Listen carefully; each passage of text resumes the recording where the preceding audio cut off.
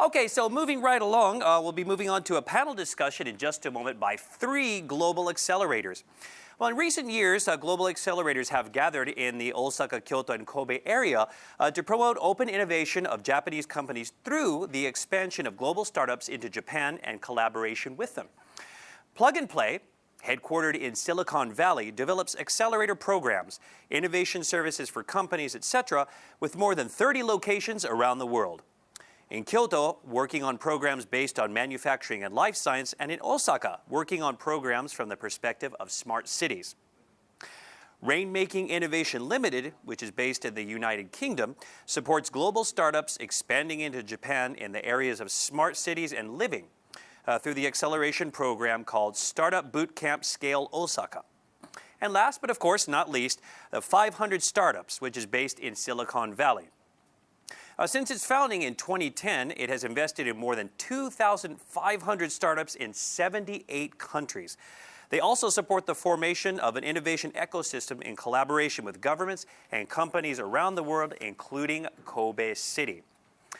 Currently in Japan, the government is working to support cities that have the potential to attract startups and also to grow, with the aim of forming and developing a base for a world-class Japanese-style startup ecosystem. In July of last year, Osaka, Kyoto, and Kobe were selected as one metropolitan area to be a global hub city.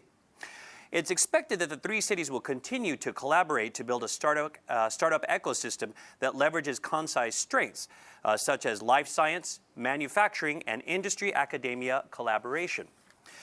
So for this panel discussion we'll be having in just a moment, we've invited the Japanese partners of these 3 accelerators and Ms. Taka Nakamura, who is the founder of Taliki, which works on support and acceleration programs for social entrepreneurs in Kyoto. This discussion will focus on how to unlock the Kansai area, one of the largest markets with potential in Japan, as well as an exchange of opinions on the attractiveness of the startup ecosystem here in the Osaka, Kyoto, and Kobe area. I've never seen the head of 3 global accelerators gather in one place for a panel discussion, so I'm really looking forward to it, and I'm sure you're going to enjoy it. So, without further ado, Managing Partner and CEO of Plug and Play Japan, Mr. Philip Vincent, CEO of Rainmaking Innovation Japan LLC, Mr. Joshua Flannery, Japan Country Lead, Innovation and Partnerships of 500 Startups, Ms. Ayumi Ode, and, of course, our moderator, CEO of Taliki, Ms. Taka Nakamura. So ladies and gentlemen, please enjoy the panel discussion. Here we go. Okay, hello, I'm Taka from Taliki. Thank you for having me today. As he mentioned in this session, we're going to about how to unlock Kansai, one of the largest markets in Japan, with Philip-san from Plug and Play Japan, Joshua-san from Rainmaking Innovation Japan, and Ode-san from 500 Startups. But before that, let me introduce about myself briefly. I'll share my screen.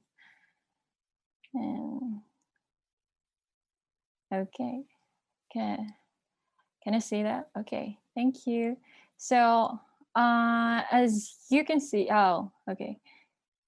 So actually, I was born and raised in Tokyo and moved to Kyoto to founded this company. And our mission is to empower startups, especially which try to solve social issues or SDGs by business. So as you can see, we provide various support for social startups depending on the stage they are on. Firstly, we have incubation programs for social entrepreneurs. And in these programs, you can get support from mentors, including founders having experienced IPO to start your own business. And then we invest in like aspiring entrepreneurs who try to expand more. And also collaboration with enterprises is essential for the growth of startups. We help enterprises in Kansai to develop new businesses and connect startups with them. And what else? We also have a kind of web media, and this helps raising awareness of social entrepreneurs and expand their sales channels.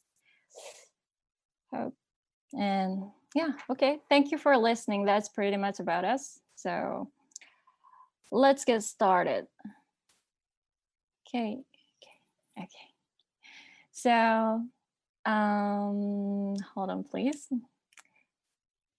Okay. So as I mentioned earlier, I'm from Tokyo, and I think Kansai has really kind of unique culture, atmosphere, personality, and market as well. So before starting discussion, I'd like you to tell us the reasons why you chose Kyoto, Osaka, Kobe as one of the bases of your business, and also tell your business description by sharing the screen. Okay, so let's begin with Philip-san. Yes, happy to do so. And thank you for the introduction, Nakamura-san. And just a quick shout out to Justin. Fantastic job moderating as always. And let me share my slides.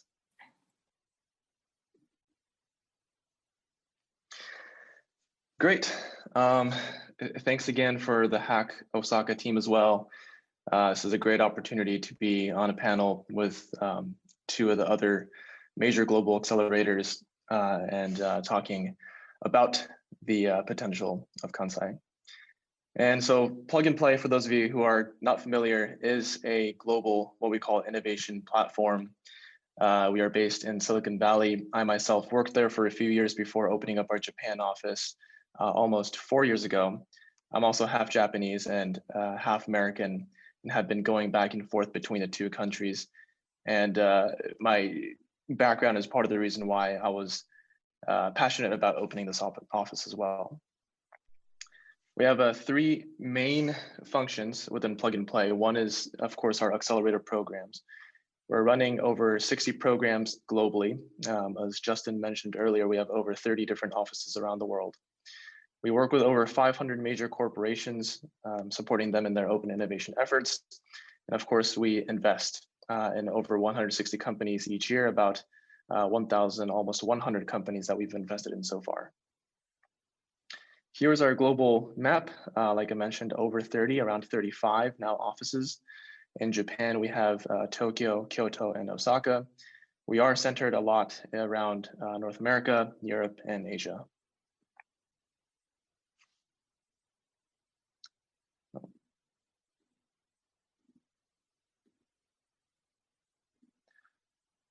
Apologies, there's some extra slides in here. Okay. Plug and Play Japan, again, was established about 3.5 years ago, almost 4 years ago. Our mission is to empower and connect innovators to create an inspiring future from Japan. Of course, we did first open in Tokyo, but soon after opened our Kyoto office, and then a year after that opened our Osaka office. Here's the list of corporate partners that we work with, currently 42 of them, over half of them in the Kansai region. We've so far, since we started, accelerated 503 startups in each of these programs. It's a 3-month program, anywhere from 10 to 20 startups per program, which is verticalized. So programs like IoT or FinTech or retail, these are some of the ones that we run in Tokyo. In Kyoto, we run 2 programs, Health, which has been running for about almost a year, and New Materials, which will be launching this summer. And here's pictures of our dedicated team in Kyoto and some of the partners that we work with. And of course, in Osaka, we opened up last year during the pandemic. And so very thankful we were able to do that. The program that we run down there is Smart Cities, a very hot topic in the Osaka region. And here are the list of partners that we work with there as well. Just very quick, if I can share our event that we'll be having next month. That will be a pitch event for all the startups that were accepted into this program. Around 100 startups will be pitching during these 3 events in Tokyo, Kyoto, and Osaka. And before I finished, just quick reasons of why we went to Kyoto and Osaka right after we opened our Tokyo office. Kyoto, 3 main reasons. First, just because it is Kyoto, it's an international brand, has very deep-rooted culture. You know, as a program that attracts international startups, it was definitely a nice destination for a lot of startups to come to. Second of all, the collaboration between the corporations and government and universities was crucial and essential. And Kyoto arguably does that better than any other region in Japan. And for us to be able to create that ecosystem and be a part of that movement, which Kyoto is really starting to energize their own startup ecosystem, was essential to us in order to make our first move there. And then finally, the industries. Like I mentioned, we started a health program and now a new materials program. Has many different corporations that are global companies that work in these areas: life sciences, bio, materials, manufacturing, hardware. So this was incentive for us too. And Osaka was an ecosystem we couldn't miss. Obviously, it's a huge potential. It has huge milestones and what was just explained in terms of the World Expo or IR casinos. It's really gained a lot of international attention over the last couple of years as a startup ecosystem. And for smart cities, there's a lot of initiatives that the governments are putting together. So we really wanted to kind of get involved in that area as well. So for now, I'll leave it at that and pass it on to my next panelist. Thank you very much. Thank you very much. So how about you, Joshua-san? Thanks so much, Philip. Great to hear from you. And also thanks, Taka, for moderating. So let me just try and share my screen. Okay.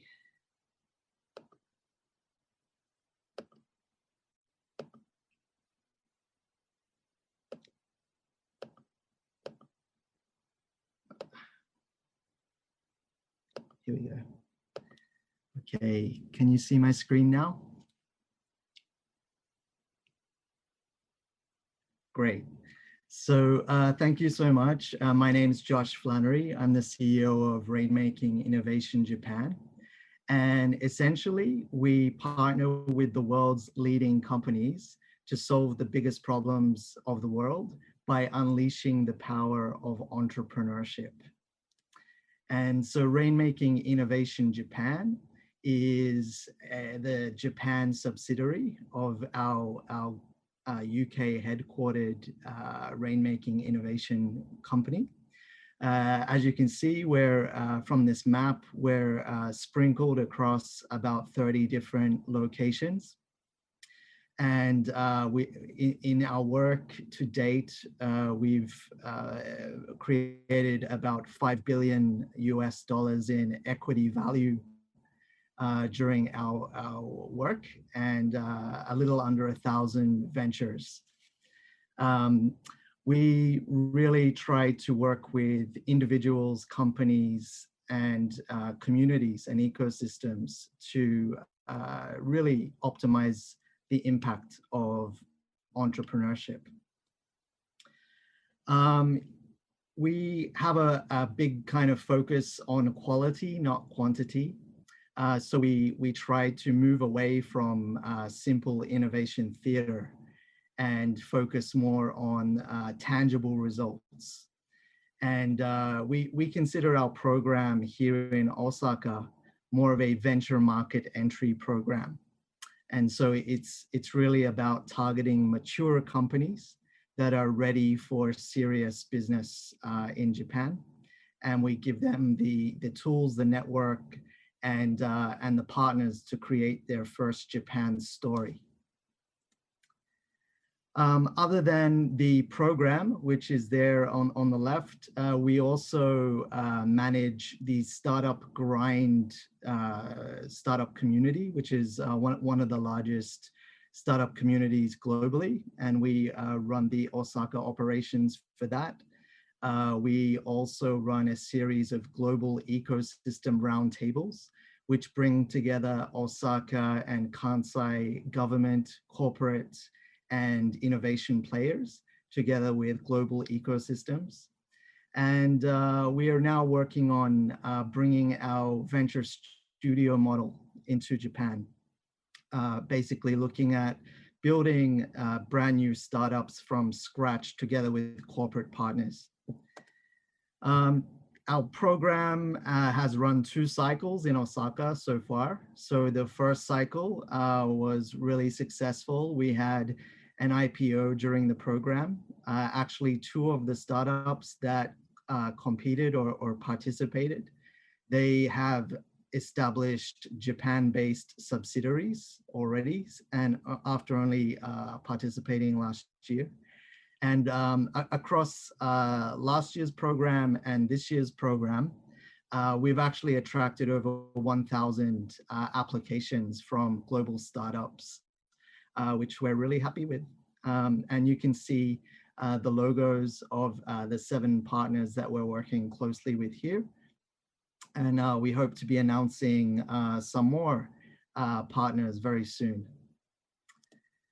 So that's basically our global mission. And to the question of why we ended up in Osaka, really for us, partnerships and collaboration with corporations is the key, as I think it is for most companies that are considering where to place themselves. And we had a unique situation where a consortium of 7 very large corporations wanted to collaborate with us. So yeah, we're really fortunate and proud to be a part of this hyper collaborative corporate Osaka and corporate Kansai culture. And that's why we're here now. So thanks so much. And yeah, if you'd like to reach out for anything, please find me in the Eventbrite chat. And I look forward to meeting you. Thanks.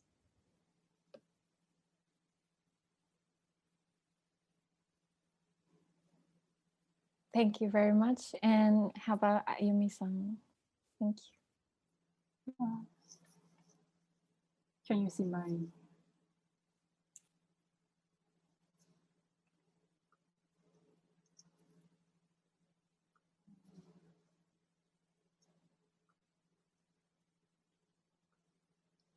Okay. So hi everyone. So thank you for joining this panel discussion. It's a pleasure to join Hack Osaka as a panelist, along with 2 other panelists, Joshua-san, Philip-san, and also moderator Taka-san. So my name is Ayumi. I am director of Japan 500 startups. So actually my title changed this year. So I'm now like a director of Japan at 500 startups. And I'm leading innovation and partnership efforts related to startup ecosystem building and corporate innovation in Japan.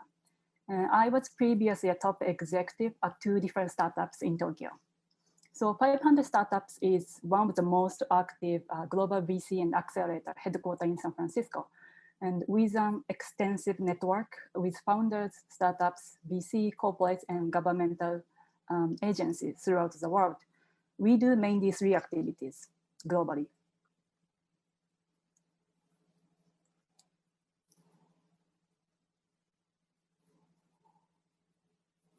Sorry, my computer is a bit slow.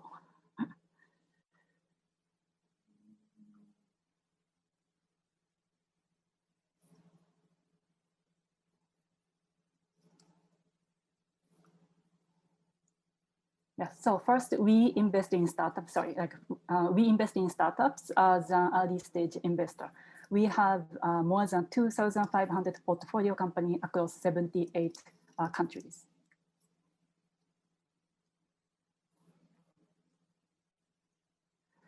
And we run startup programs to help startups grow and develop startup ecosystems.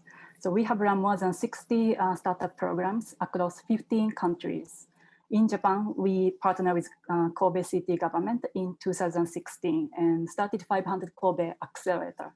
So since 2016, Kobe City and 500 have worked together and have done 5 batches in total.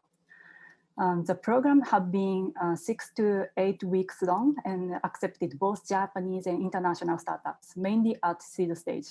And one of the reasons why we chose Kobe was that Kobe City government was very enthusiastic about bringing the truly global accelerator program to Kobe in Japan. So back then we hadn't had experience running an accelerator program in Japan, and we didn't have operations in Japan. But Kobe City government was very willing to create something new together and challenge this initiative with us. Also, Kobe City government has been aiming to create a positive impact on not only the Kobe startup ecosystem, which is of course most important, but also on the Japan startup ecosystem. So we like that aspiration.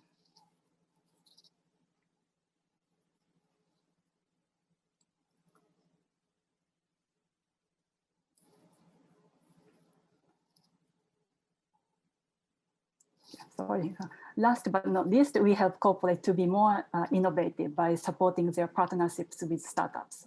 We offer various corporate innovation services, including startup sourcing, POC support, entrepreneurship training, CBC as a service, and so on.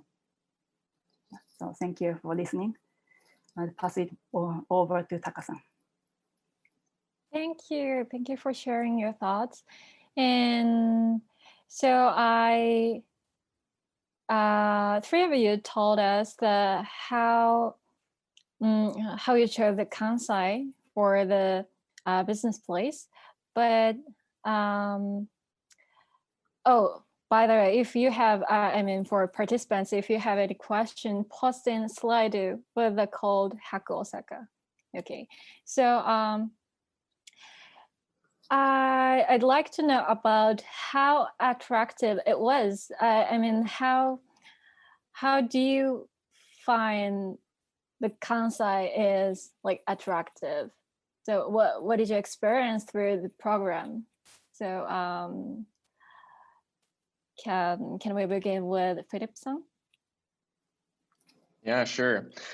So I believe the Kansai region was attractive before. I believe now it's even more attractive.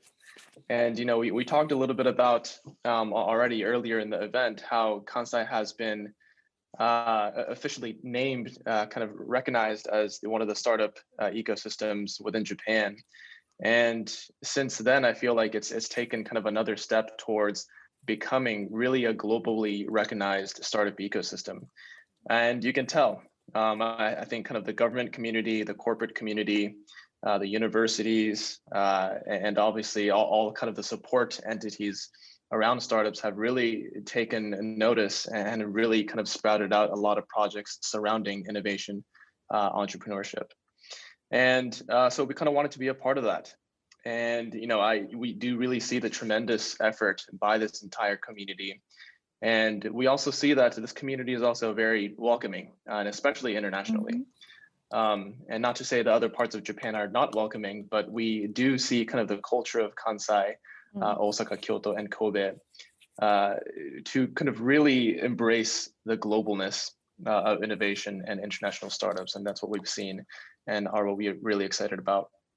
And maybe finally, one last point is that, because of this pandemic as well, we've really seen corporates embrace kind of the urgency of digital transformation.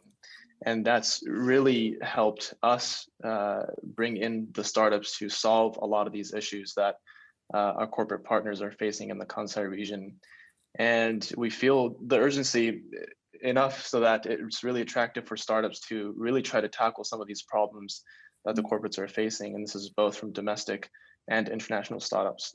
So far, we've seen a lot of engagement between the startups in our program and the corporate partners, and we hope this trend will continue. Right, thank you. So pandemics made us more, how can I say, like challenge on digital transformation. Yeah, absolutely. I think, obviously a lot of terrible things happened, but some takeaway that could be positive is that it really, it kind of brought all the needs and the issues of kind of Japan as a whole right out in the open, where people are now looking for solutions to a lot of these digital and technology problems that this region is facing. And part of the solution has to be startups. And so it's definitely an opportunity for the panelists as kind of the facilitators and the guys empowering these startups, an opportunity to really make amazing connections that could really change the course of some of these corporations that are facing these problems. Absolutely. So I was just curious, you mentioned about the personality or cultural thing about the Kansai, and how does it work for global startups? Because there's an like kind of cultural difference, and also the language is also really different. So how does it work? Yeah. So, as a international startup, you've probably heard a lot of the barriers and hurdles of coming to Japan. That Japan is a very hard country to penetrate in terms of trying to build your product here, service here, company here. Whether it's language barriers or business conservative cultural barriers, there's a lot of things that makes it tough for startups coming into Japan. That being said, the Kansai region, again, is extremely welcoming, and right now is kind of yearning for startups to come in to catalyze a lot of this innovation trend that's going on in the region. And even within Japan, the Kansai region is famous for being extremely friendly, open, communicative, open in a way that is more aligned, possibly, with global cultures compared to other regions of Japan. So we do see sometimes that communication is easier. Maybe people in Kansai are more willing to try to communicate, or more open about, or being more frank, things like that. So I do recommend Kansai as definitely a spot for startups to come to start to build their business. Yeah, that's true. They just love to talk with They do. others. They do. Yeah, that's true. Thank you. So how about Philip? No, how about Joshua-san? You mentioned about the partnership with corporations, but how is it going now? Yeah. I mean, I think there really is something special in the collaborative culture. I think that kind of phrase is used a lot globally, but until you see it actually play out, it's hard to really understand just how real it is here in Osaka. So our experience initially, before we came, I mentioned, it was actually a consortium of partners that we've worked with from the beginning. So we haven't sort of gone and built these individual relationships. We started with a consortium of 7 partners. So there were already this kind of high level of cross-company collaboration. But then since the program started and played out over the last 2 years, we've seen some really unique examples of very large competitors actually working together, to the extent that there are 2 competitors working on the same project with one startup. So if you flip that around and think about the value proposition to a foreign startup, and having this kind of ability to work with 2 massive partners and customers at once as their first step into Japan, I think that's definitely something special and unique to what's happening here in Osaka and Kansai. So it really happens in other countries? Well, I can't make a huge blanket statement, but at least from the other offices that we operate in, to the extent where you have direct competitors, it's very rare that they will collaborate on one POC or one project together. So yeah, I think it is a real differentiator for Kansai. Oh, wow, that's interesting. In general, Japanese people don't like the conflict, so they'd rather like cooperate with each other. So wow, that's interesting. Thank you for sharing. And so how about 500 startups that you guys collaborated with Kobe government at first? It was surprising for me as well. Yeah. So as I said earlier, so Kobe, city government was the one who was very excited about working with us, and then they brought our program to Kobe. So I think because we run programming, with Kobe City, and then so I talk a bit about maybe characteristics and attraction of Kobe. So first, I think I cannot leave this discussion without mentioning how great food, Kobe Mm, has. true. Yeah, so yeah, Kobe City like gives a great, I think, living environment and also food. So before the pandemic, so last year we had a program, but like that was like fully virtual because of COVID-19. But like before the pandemic, we ran programs physically in Kobe City. So all the like mentors and participating like a batch company girls in Kobe City and stay there during the program. So program is usually like 6 weeks long. And then they really enjoy like staying in Kobe City. Yeah, so as many of you know, like Kobe has been, cosmopolitan like port city, and it has long like welcomed various cultures and cuisines. So Kobe is like most well known for, of course, like Kobe beef, and then also it's famous for like bakery and sweets. Right. Yeah, there's Chinatown, so people also enjoy like Chinese cuisines. Also, Kobe has a large, I think, Indian community. So people also enjoy Indian cuisines. And then, so in terms of living environment, so Kobe also offers a vibrant, like natural environment. So there are like local mountains in the north, and then inland sea of Seto, like Seto Naikai in the south. So I heard like people enjoy like seasonal leisure activities like mountain climbing and skiing and the beaches. Yeah, I think that's very attractive to non-Japanese people. Yes, and also for Japanese people, especially for young generation. Like we've been incubating for like under 30s, and they really love Kobe. They're like so fashionable. Food is also delicious, and people are kind of sophisticated. But I cannot say this in Kyoto aloud, but yeah, it's definitely attractive for people in the world. Yeah, and then I think it also gives easy access to Osaka and Kyoto, right? That's true. Yeah, and many large corporates are located in Osaka, and then also like Kyoto is famous for its historical buildings, temple, shrine, and then Kobe is very close to the city. So it takes, I think, only 30 minutes, I think, from Kobe to Osaka, and about 60 minutes from Kobe and Kyoto. And then I live in Tokyo, but like it takes me more than 30 minutes from my place to Tokyo Station. So Yeah. Okay. Wow. Thank you for sharing your stories. So we talked about good things about Kansai, and now I'd like you to tell us about cons. Like, are there any improvements in order to grow the Kyoto, Osaka, Kobe ecosystem, and what is lacking compared with Tokyo or overseas? So anyone who can start.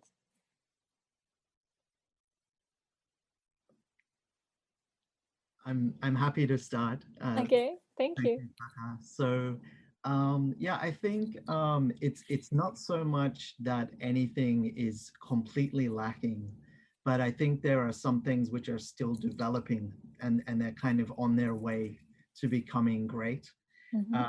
So, for example, there are some very amazingly high-level universities and educational institutions, but there isn't a natural flow from university talent into the startup ecosystem. And I think that has been the case. But the good news is that because of the kind of startup city nomination and the work of the new consortiums around Osaka and Kansai, I think we're going to see new initiatives specifically spearheading that kind of talent flow from university into startup life, maybe. And I think with that comes a kind of need for an education that you can have a legitimate entrepreneurial career, and you don't have to follow that kind of traditional path of studying hard, getting into a big company, and then working for the rest of your life in that big company. You can actually have a really fulfilling, successful career as an entrepreneur or in a startup. And I think that that is in its developmental stage now. Right. So, what can we do for it? Like, what can we do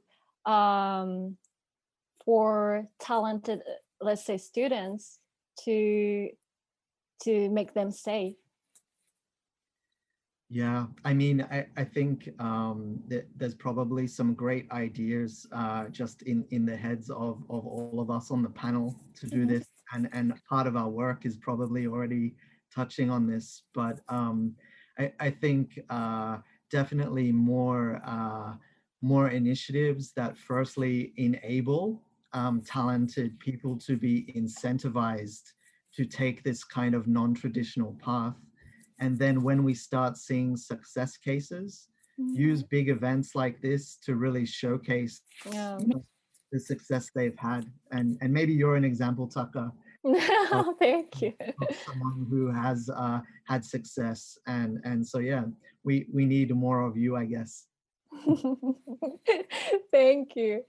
So, okay. So, how do you think, Philip-san or Ayumi-san? Sure, I can go next. I guess first to build on Joshua's point, for kind of the domestic startup creation, I think has been a challenge and something that has to develop even more than it is now.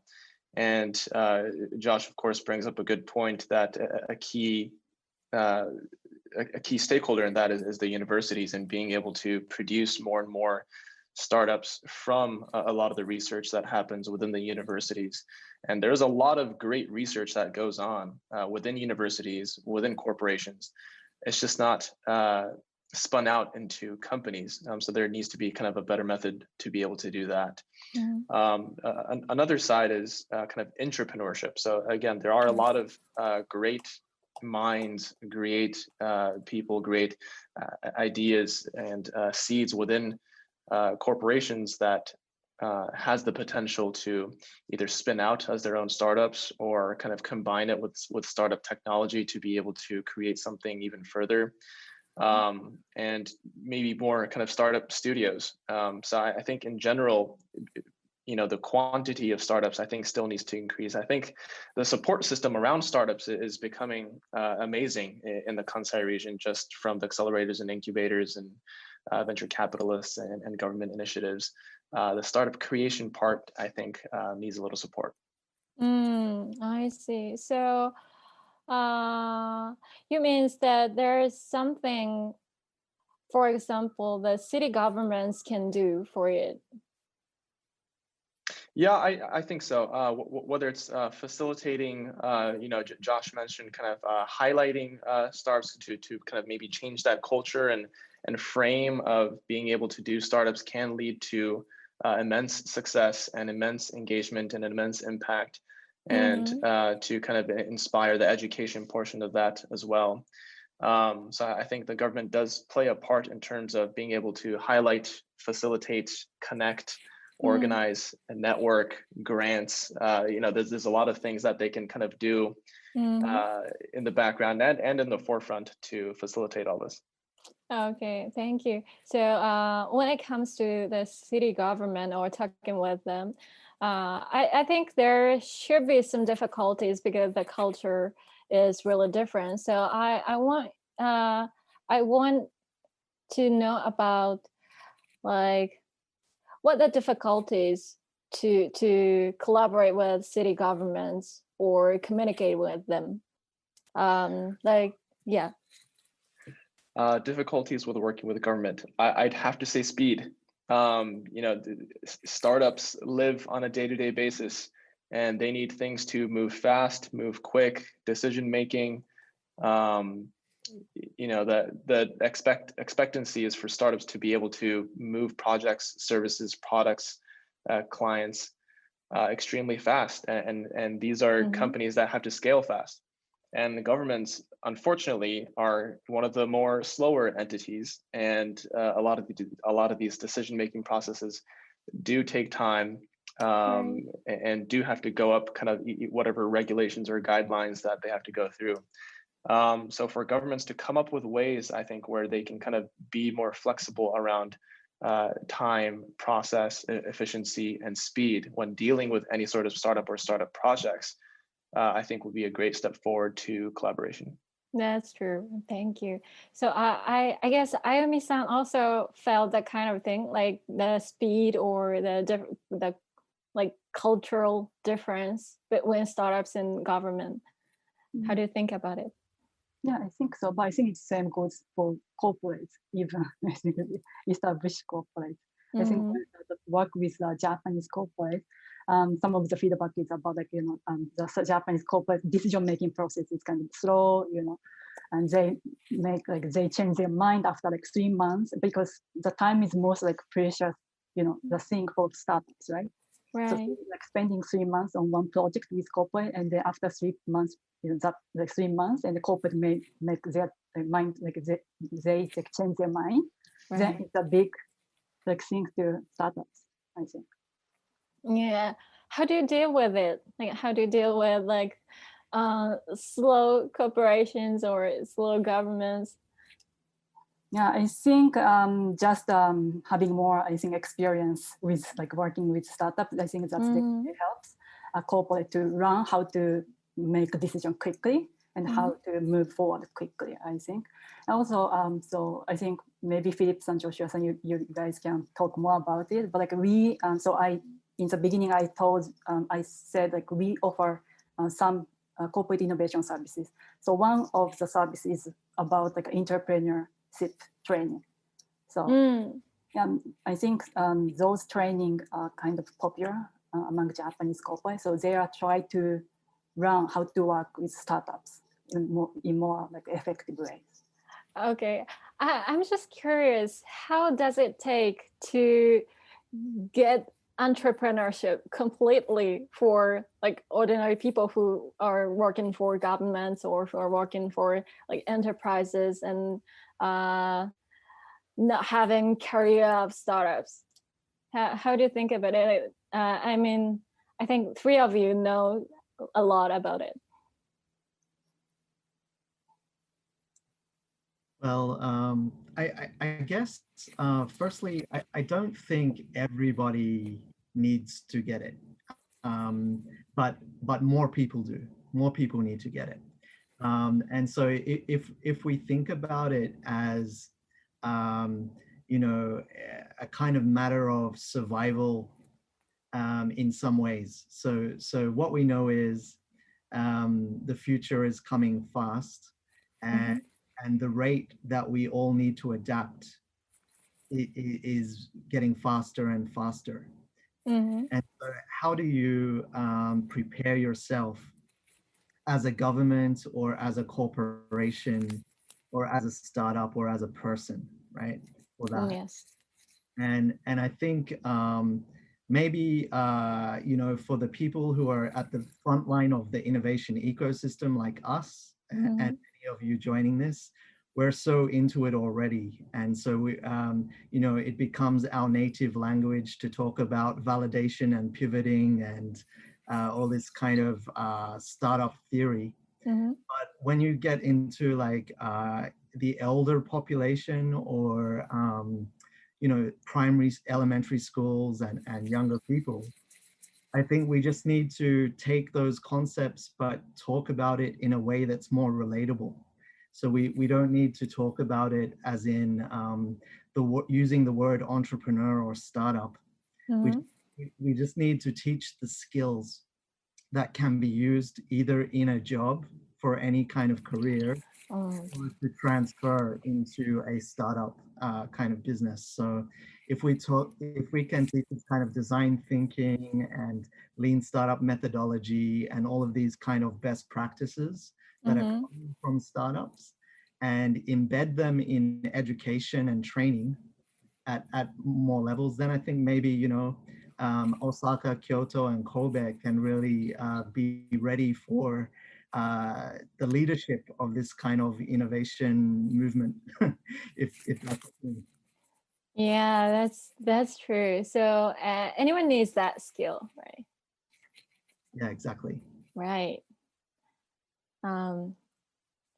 do you want to add some comments to it? Philip-san, Ayumi-san.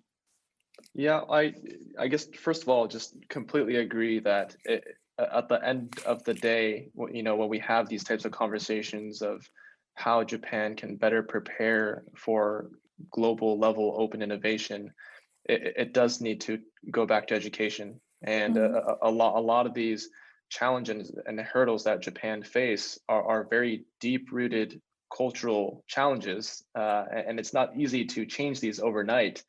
But there does need to be some sort of a movement, and that starts with education, and probably not just university, but even before at the high school or middle school or elementary school level, to change the potentially different styles of education so that the Japanese population can be prepared for kind of this innovation era that every other country seems to be embracing a little bit faster and more efficiently than Japan.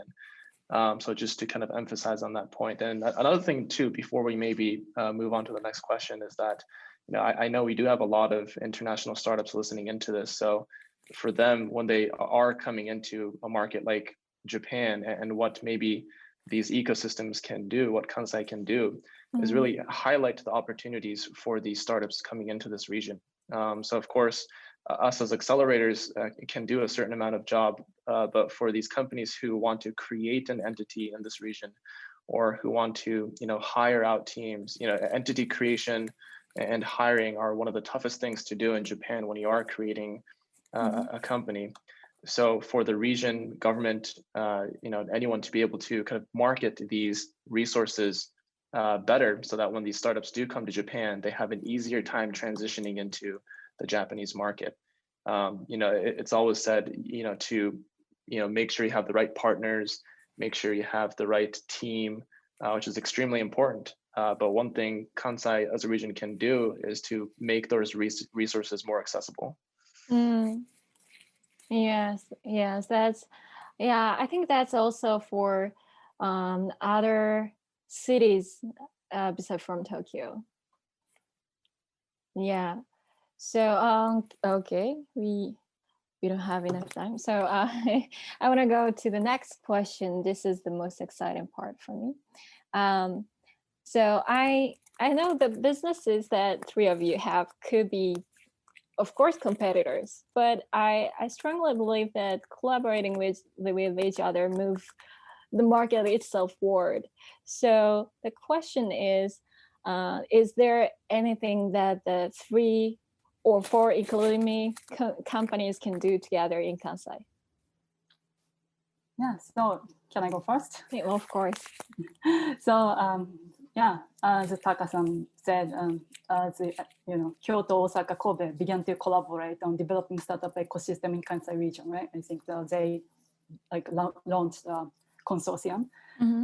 So there might be some collaboration opportunity among 3 accelerators moving forward. So one example, just my idea is hosting this kind of innovation conference together. I think that's a very easiest way. I mean, I think we can do it quickly. And then maybe each of us could run accelerator program as we are doing right now in each region, and share maybe a pool of startups, both international startups, Japanese startups. And then maybe we could select some of the top, the best performing startups from each accelerator. And then maybe we could host some pitch event together, or even a demo day together. Right. I'm kind of sorry. I'm just throwing some idea. And then yes, I guess I'm the least creative person among all of us. So I'd like to hear more creative idea. Yeah, thank you. Yeah, but what you mentioned, I think we can do it at least 1 month ago, next month or yeah. Thank you. So any other ideas? Yeah, I think it's a great idea. In some ways, we are perceived to be competing, but we all run our programs multiple times, and so actually nothing is stopping startups from using 2 or more of our programs, and I believe it's already happening in some cases. Mhm. So yeah, I mean, I would just like to genuinely offer Ayumi and Philip, an invitation to meet anytime to discuss how we might work together. I think in some ways we can bring together our resources for the benefit of the startups we're supporting. We have some things in common and some differences. And I think in some ways, everyone wins if we're careful about how we design the collaboration. So I believe that my colleague and Philip's colleague are already discussing something in Osaka. And of course, we're welcoming 500 to anything as well. So yeah, I'm open to it. That's great. Yeah, so the answer is that it's already happening. But Right. there are definitely discussions of potentially doing something together. Like Ayu-san said, event is something very easy and simple to be able to put together and combine our resources to create something larger than what we can do on our own. So that's definitely something that I am sure we will talk about after this. And also, something that Joshua mentioned earlier and something that we focus on is that we're telling our corporate partners that are also competitors to work with each other and to, support startups together. And so now there's no reasons why we can't do the same. And if anything, we probably have to do it better than they do. Right. So as we are promoting, companies, startups to work together as kind of innovation facilitators ourselves, we probably need to do some of that as well. And like, we've been talking, or Joshua mentioned that we are working towards the same goal. We exist to empower startups. We exist to connect them to corporations and facilitate open innovation. These are all things that we're working for. And we like to think that combining our resources and doing something together does create that, win-win type relationship for all of our stakeholders and the people that we work with. So stay tuned. Right. Okay. A joint networking party is on the cards for everyone. Yep, absolutely. That'd be great. Okay, so we only have 9 minutes now. So I think, do I have to ask some questions from Slido or okay, so we got some questions from Slido. So where to start?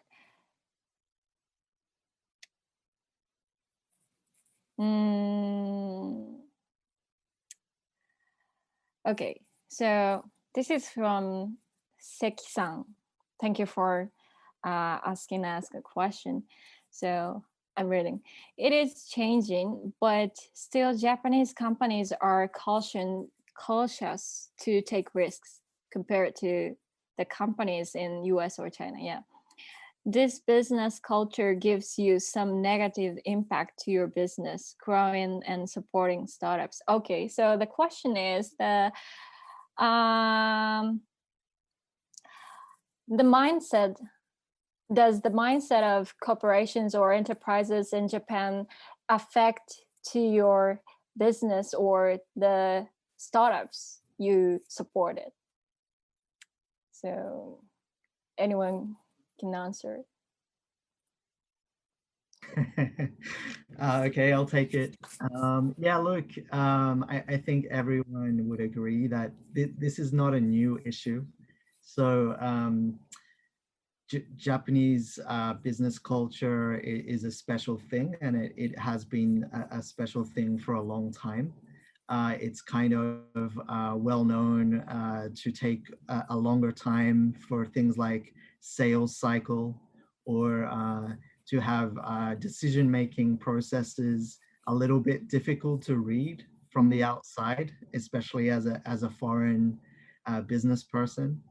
But I think, like we were saying about, what's changing in Japan with the culture and what can be achieved with education and training, I think that's starting to happen. So I think those companies and those individuals working in those companies that are more aggressive about changing to be more risk, more welcoming to risk, they are the ones that are going to see the results quicker. And it doesn't mean that they're completely risking massive damage or loss of financial resources, but it does mean that there is a way to take risk but manage it in a way that risk is not a bad word. It's part of doing business, and especially in innovation and entrepreneurship, where most of the exciting stuff is unknown. I think it's just having a methodology and a very disciplined approach to going into that risk, and more companies like the partners of us, and probably the same with Philip and Ayumi's partners. They're the ones taking these steps now. So we need to see more companies coming and working in this kind of area and opening their doors, and maybe we'll see some survivors and some that actually maybe need to rethink their business strategy if they want to survive. Yes. So yeah, that's true. I think as you said, the many companies have been getting aware of it. So yeah, the future comes. Definitely. Yes, thank you. Maybe just one quick follow-up to that. I mean, it definitely is changing. So we do see a lot of the corporate folks. Obviously, most companies now in Japan has an innovation team, an open innovation business unit that, of course, on a day-to-day facilitates internal engagement with startups, and then works on new business development within their company as well. So every company in Japan has this. It's now more challenging to get the entire company, whether it's the business units working with the startups or some of the executives, to get them on the same page as the innovation unit to get their, whether it's kind of a startup literacy higher, understand how to engage with the startups as a company, not just a business unit. So half of my job here in Japan, and maybe my panelists will agree to this, but half is running the accelerator program, the other half is mindset change. And so for a lot of our corporate partners, we're going in there to do, whether it's workshops or internal events, or introducing startups to as many people as we can within a company, to introducing them to other corporate partners and global best practices. And half of it is preparing, the ecosystem and the stakeholders to be able to work with the startups before we even introduce them. But that's definitely something that we're focused on. Yeah, I completely agree with that. Okay, so can I move to the next question? I wanted to ask you, many foreigners or even Japanese mentioned about the quality of technology in Japan. So I think many Japanese are so proud of the technical skill and craftsmanship. But I think I don't know much about the other countries' situation. So I just want to know, what is the difference specifically compared with other countries about the technical things? So if the Phillips and maybe I can just kick this off very quick. Japan is famous for R&D. Per capita, Japan spends most on R&D compared to any other country. This is really apparent. And again, whether it's universities or corporations, There is a lot of innovation and technology that already exists within corporates that not always spins out into new products, services. It doesn't always come out to the surface. So I think there is a lot of technology and innovation that already exists. What's sometimes said within Japan is that Japan has a lot of CTOs, not enough CEOs. So there's enough technology that already exists there, but there might have a need to turn these technologies and research into businesses, and I think that's more the challenge. Oh, okay. So we can be proud of it, but we have to get them, like, how can I say, to the business things. Yeah, and that's why that's part of the I think international startups can help that of Japan, is that they can kind of utilize a lot of this technology that corporations have and combine it with startups coming from abroad to create something bigger and better. Yeah. Okay. So, we don't have much time to discuss about it. I have tons of questions I want to ask you, but it's almost time. So, but before we leave, could you give an enthusiastic message? This request is from Haku Osaka. So could you give an enthusiastic message to foreign startups or support organizations considering entering the Kyoto, Osaka, Kobe market? So let's begin with Joshua-san. Sure. Thank you. So yeah, look, I think as a lot of the discussion today has led to, this is really probably the best time in history for foreign entrepreneurs to consider Japan. I don't think anyone is saying it's easy, but I think everyone is saying there is more help than there has ever been before. And it's actually not just a matter of startups looking and seeing Japan as a market for their potential future business, but there's a pull factor, and the corporations in Japan need entrepreneurs and need technology now. So it's a great time to seriously consider Japan, and especially via Osaka with its charm and its ease of doing business, and great people like Philip and Ayumi and the rest of us here who are working hard to make it an even better place to do business.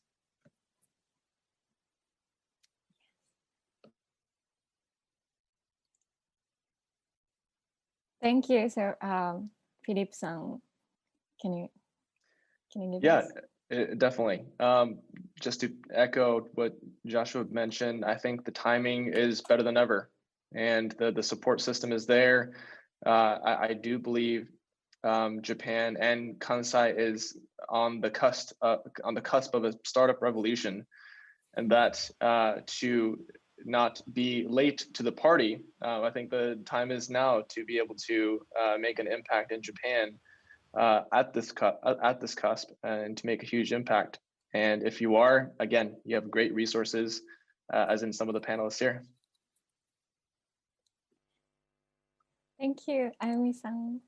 Yeah, sorry, so it seems like we don't have enough time, but like I'll be quick. But just come visit, to foreign startups who are interested in this region, just come visit and spend some time in Kansai, Kyoto, Osaka, Kobe. So now is I think now is not the best time because of COVID-19, but as hopefully the world will open up later this year as vaccine distribution began. And then, as I said earlier, many international startups and even international mentor attending our program 500 Kobe, they fell in love with Kobe after staying there for 6 weeks. Yeah. So yeah, I hope to see some of the foreign startups coming to Kobe and Kyoto, Osaka in near future. Yes, thank you very much. And we are also very open to meet them virtually, like through Zoom or social media. So let us know about that. And so thank you for listening. We I think we're done. So I'll pass to the next speaker. Okay, thank you.